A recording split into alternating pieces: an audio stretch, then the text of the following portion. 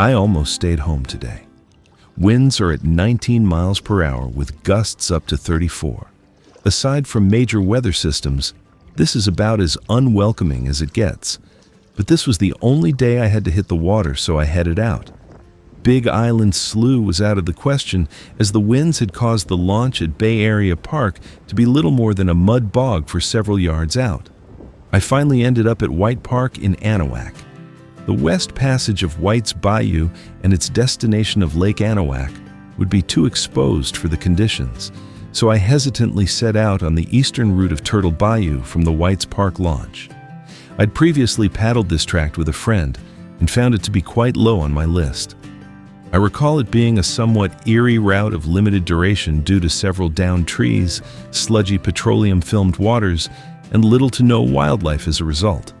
It was one of those that I was entirely content with paddling just once to satisfy my curiosity. Its shelter was the only virtue, but on a blustery day like today, that virtue was enough to warrant one more excursion.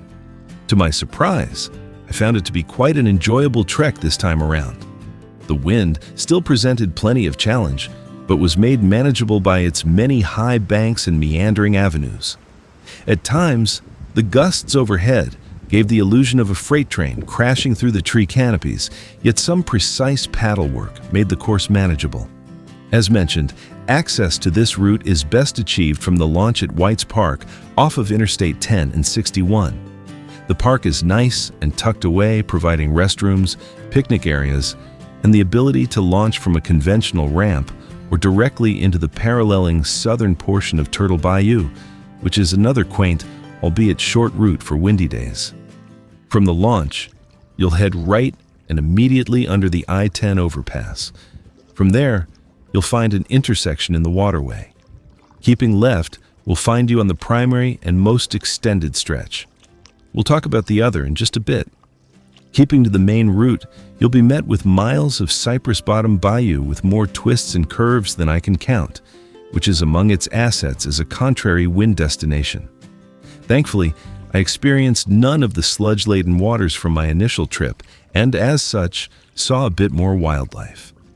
While this route is no contender to its western contemporary of White's Bayou for critter viewing, I was still grateful to see a handful of small to intermediate gators along with several egrets and herons.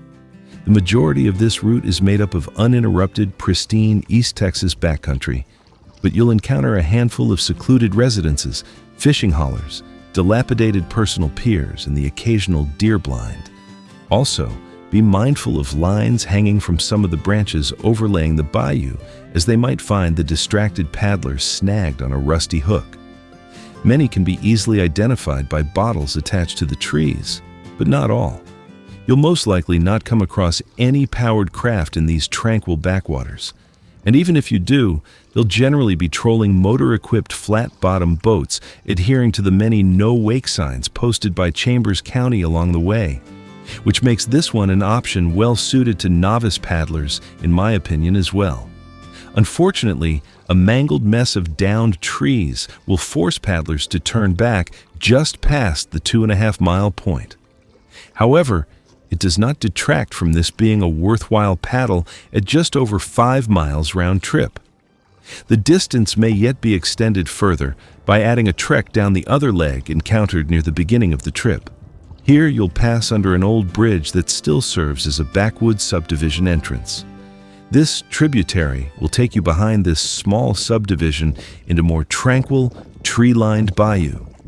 Yet again, a downed tree will limit the duration of this leg. The final option for the wind-weary pilot is to meander down the winding ways of Turtle Bayou's southern tract, which directly parallels the launch at White Park.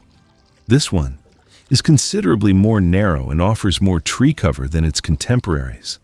It's a tranquil, if not slightly eerie addition to explore. Once more, downed cypresses will cause most to turn back just over a mile in. However, the determined paddler can make it a bit further if they're willing to contort and scrape past some of these natural obstacles. For the more stout paddlers, White's Bayou and its terminus into Lake Anahuac will offer several more paddling miles when conditions are decent, along with some of the best in Gulf Coast wildlife viewing. That about covers the accessible east leg of Turtle Bayou. Its high banks and cypress-laden slopes make this backwater trek every bit as immersive as its contemporaries and offers some compelling advantages when the barometer reads a considerable drop. Give it a shot. Subscribe to GCK Kayaking and Outdoors for more great regional paddling and outdoors content. Paddle safe. God bless.